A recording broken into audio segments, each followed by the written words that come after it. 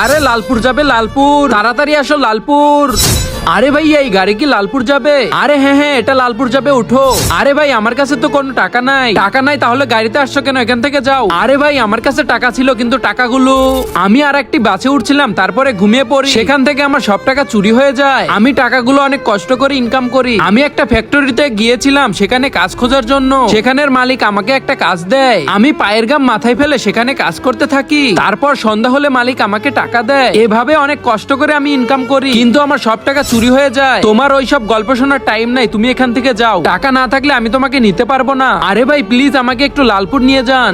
কিন্তু তার আগে নিচে থাকা সাদা সাবস্ক্রাইব বাটন দিয়ে কেউ যদি সাবস্ক্রাইব করে দাও, তোমাদের বাবা মা চিরকাল বেঁচে থাকবে। আর যারা ভিডিওটি লাইক করে দিবা, তোমাদের মনের আশা যেন পূরণ হয়। আর আমি দোয়া করে দিলাম।